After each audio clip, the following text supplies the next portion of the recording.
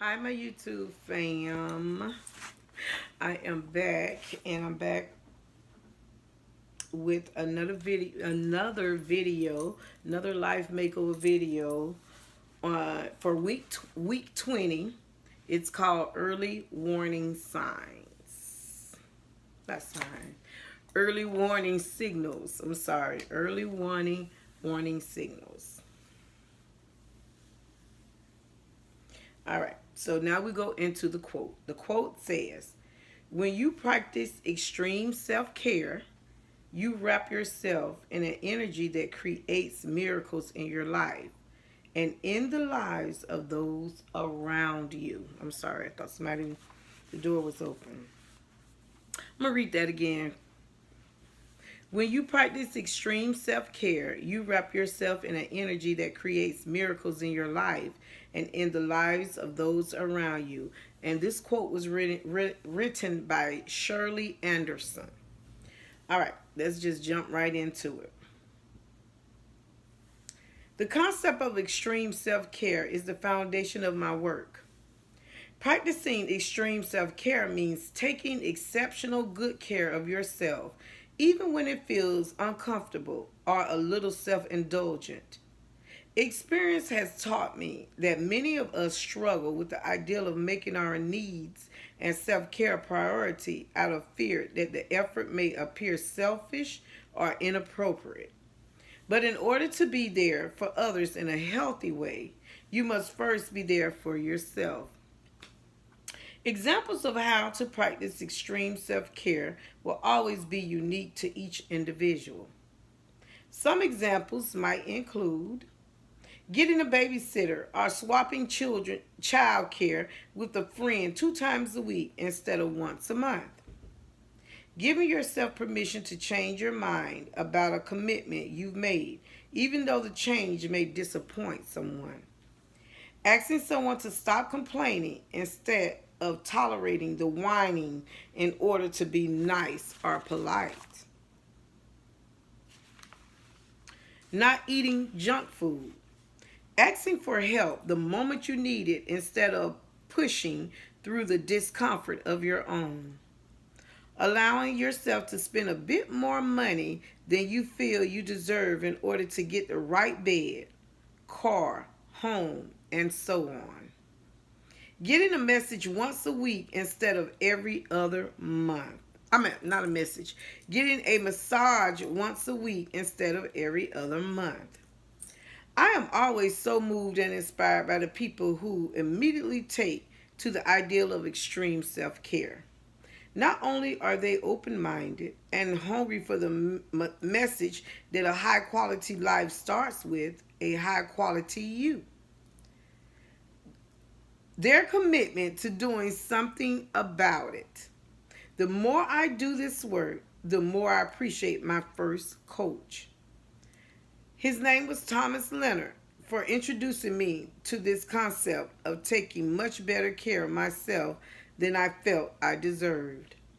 I am convinced that extreme self care is a powerful medical concept, much needed in today's busy world. Often, when I'm traveling a lot, giving lectures, audience members and readers ask me whether or not I'm able to manage my own self care while keeping such a busy travel schedule. The honest answer is usually. The ideal of learning to practice extreme self care on a whole new level as my work reaches more people challenges me. I think of my life as part of my research.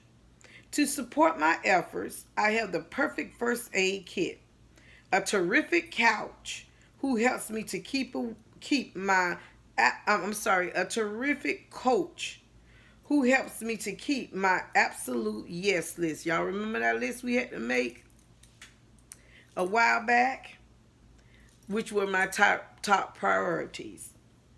Finally tuned, great friends and colleagues who continue to support my growth, and a loving husband who has my full permission to step in at any moment with a self-care flag. It's not always easy. There are times when I feel overwhelmed. days when I'm afraid to step into the shoes I've created, and frequent moments when I long for a quiet home in the woods with a flower garden and a dog.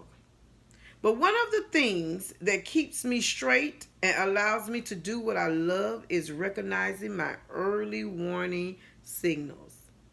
The behaviors that spell trouble. Let me give you some examples of what I mean.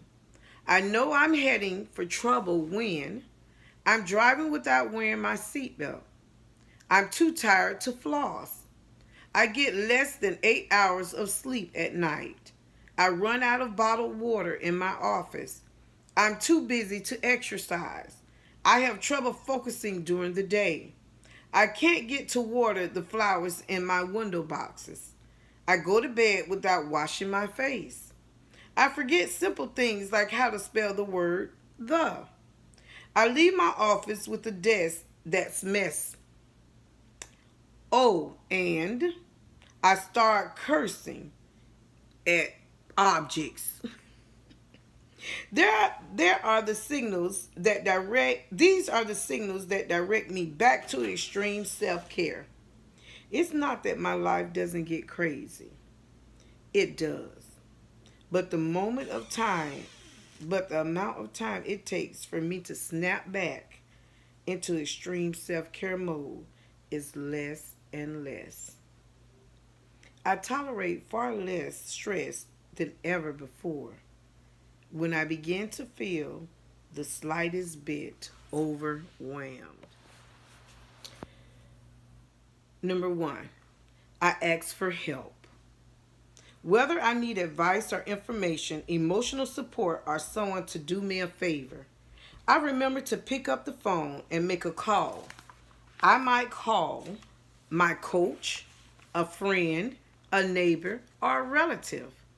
I might delegate more work to my assistant or simply talk a problem through with my husband. The point is to remember to ask for help. Reevaluate my priorities. I review my absolute yes list and notice where I might be spending energy on things that are not important.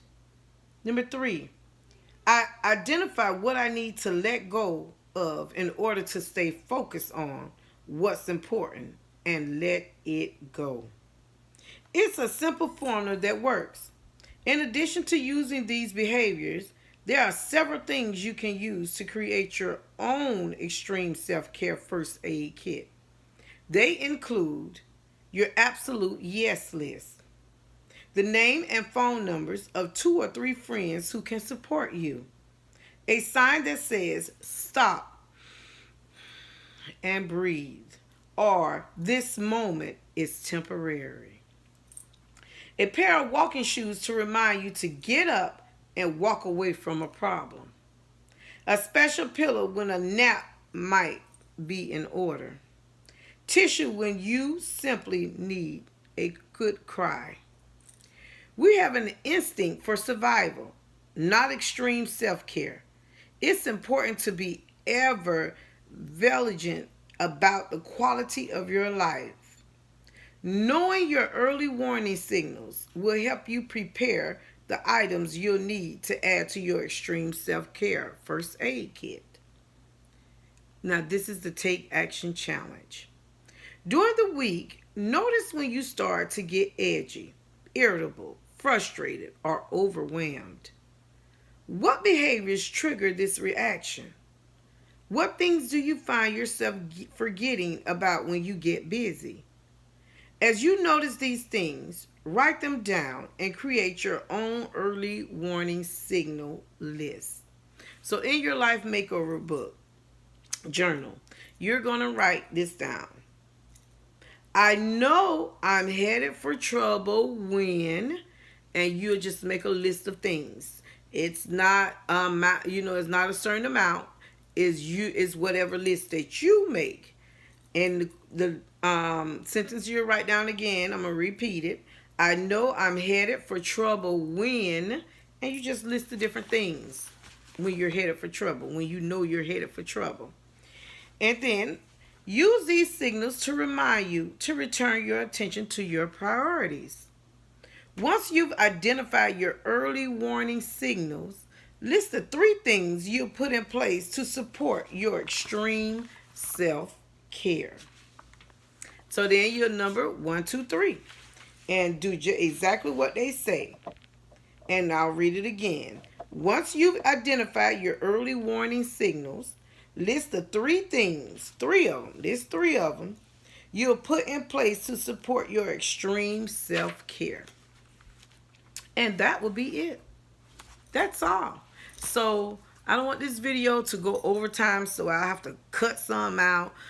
I'm going to leave it as it is, but I just want you all to remember that God will always make a way no matter how it seems. So please, please, please keep us in your prayers as Ace and I keep you all in ours.